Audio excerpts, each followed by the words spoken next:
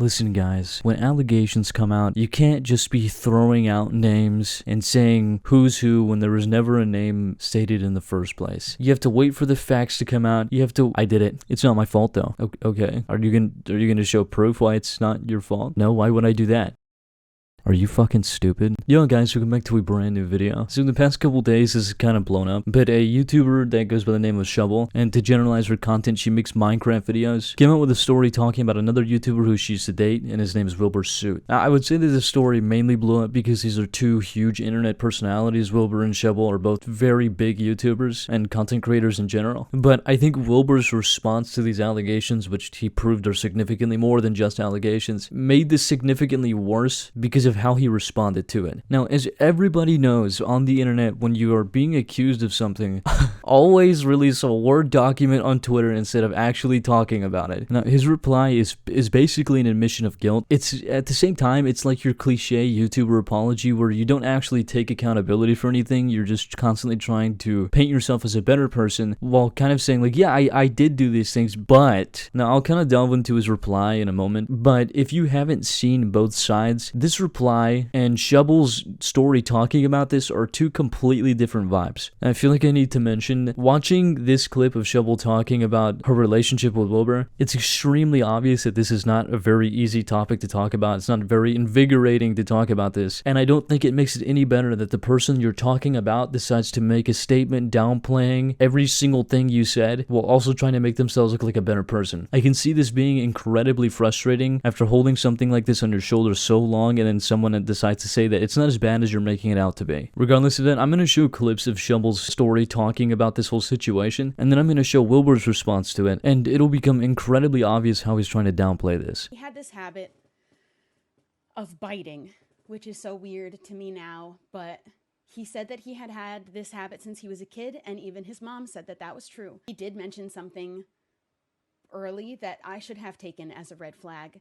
And he wanted to make sure that I was okay with him biting me because he didn't want me to come back later and say that he abused me. I thought was really weird considering he had never hurt me before. And so why would I call it abuse? And why was he thinking about that? And I thought he was being sweet. And I don't specifically remember the actual first time that he bit me too hard by accident because I didn't think that it would be significant. I thought that it would only happen once. And he started biting me more and more over a period of time, sort of throughout the whole relationship, and accidents of him biting too hard and really hurting me happened more and more frequently. I thought it was this really funny story to tell and a good bit to take my arm and bite me in front of everybody until I literally shout in pain.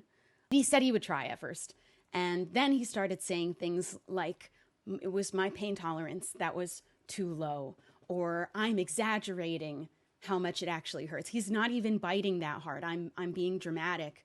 He would even joke that it looked like he abused me. Now, there's a ton of people talking about this whole biting thing and how weird it is, but I feel like a lot of people aren't saying this in particular, that it sounds like Wilbur is forcing his fetish onto her. In my opinion, affection can only go so far, and when you start hurting somebody and knowing that they don't enjoy it, it's no longer affection. Getting off on somebody's pain when that feeling is not reciprocated is genuinely psychotic behavior. I'm also not going to pretend like it isn't weird that his own mother acknowledged that he bites. To me, that's incredibly off-putting and super fucking weird, and the more she talks about it, it begins to sound not like affection in the slightest, but just more like some weird kink that he's pushing on her, right? And when it comes to kinks, to each their own, but when you go to the extent of doing this shit every single day, to the point where you leave bruises and marks and start pushing limits, it makes me think that Wilbur has some weird shit going on in his noggin that separates him from the average person who has a kink. And I asked him to stop again. This time he said, this is who he is.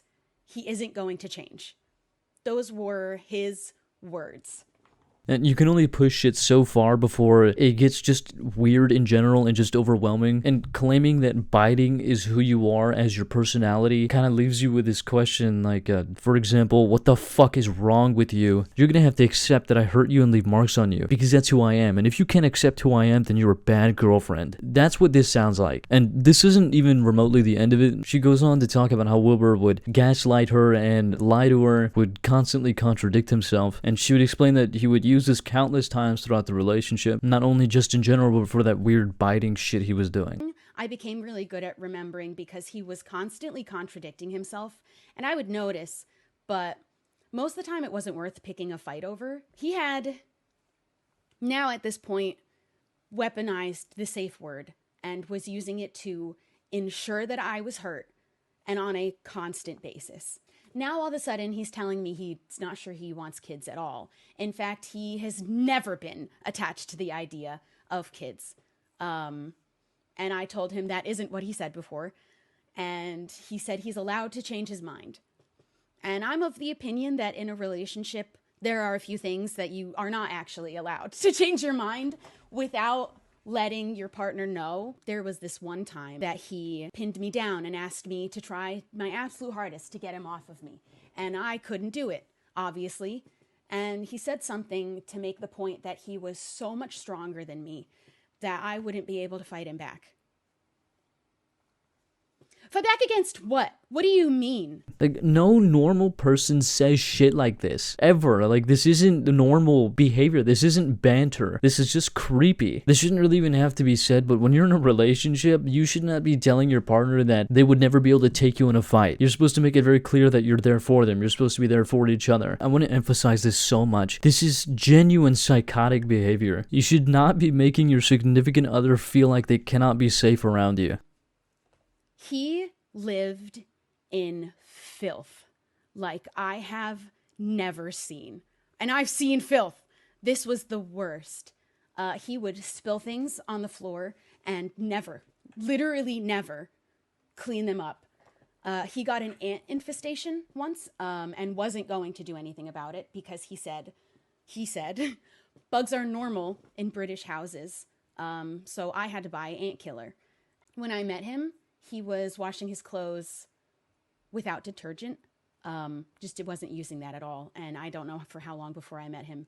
He was just running it with water and then hanging it on his filthy kitchen cabinets. He said he doesn't clean at all when I'm not there because he just waits for me to get there to do it. And I only found out about that after we broke up because he said it behind my back. And I felt like sharing my story was really important to warn people.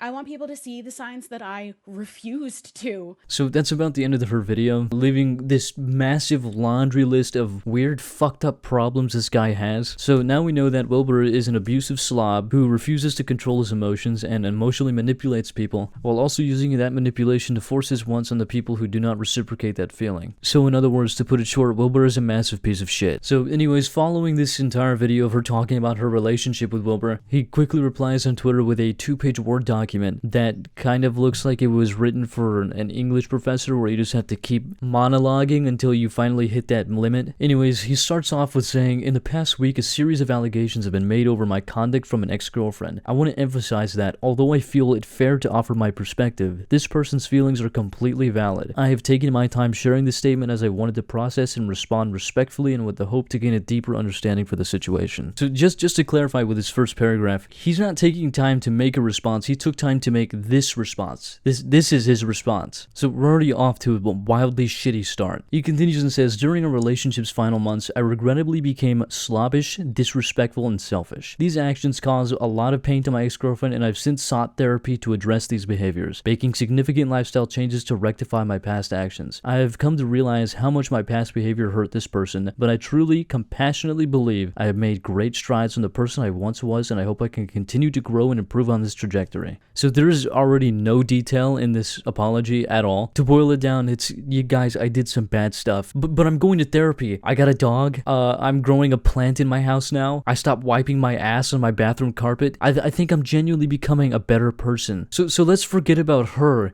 Let's talk about how I've improved over the years. Anyways, he goes on and says, "The allegation of abuse, particularly in the form of biting, deeply shocked me. Throughout our relationship, I understood from our numerous conversations and text messages exchanged on the subject, that this behavior was consensual, playful, and reciprocally enjoyed. I truly believe these personal messages exchanges reflect mutual affection and understanding. Out of respect for her, I chose not to publish them, and I emphasize my perspective is not shared to diminish or invalidate anyone's feelings. What an absolute load of fucking horseshit. Guys, I have proof that everything she's saying is wrong, but I'm not gonna show it out of respect for her. He also says that he needs to emphasize his perspective is not shared to diminish or invalidate anyone's feelings. But by saying that he understood the opposite of what she's saying, and also saying that he has text message proof, this is literally just saying that she's wrong. Anyways, he goes on and says, instead, I share it in the hope that I can offer a genuine, fair, and relevant insight into my understanding of the situation. While I may perceive our interactions differently, I recognize that this person has processed and expressed feelings of hurt. I want to extend my sincerest apologies for any pain that I caused. I am fully committed to understanding and addressing her concerns going forward. I hope my perspective sheds light on this situation without detracting from its message. I am dedicated to earning and maintaining the trust of those around me, and I hope to continue to be held in high standards I wish to attain and maintain. Will. It's a good thing he signed the statement so people don't know that ChatGPT wrote it for him. Now, this is hardly an apology. Majority of this is him deflecting the entire argument, and then practically the rest is him trying to tell people that he's become such a better person and he's become spiritually enlightened or some bullshit. So I'm gonna toss in a clip of one of my old videos that I use anytime I see an apology on the internet. Alright, so apology 101. Every time you apologize to somebody on the internet, you always want to say everything but I'm sorry that I fucked up. Now, anyways, because of how much this is escalating and how much attention this situation is getting, I honestly don't doubt that Mr. Willie here is probably going to make another statement because, you know, as he said, he has a reputation to maintain and uphold. So hopefully the next time he actually does say something, it's not some shitty Word document and it's actually a video or something of him actually addressing what happened instead of just beating around the bush and saying,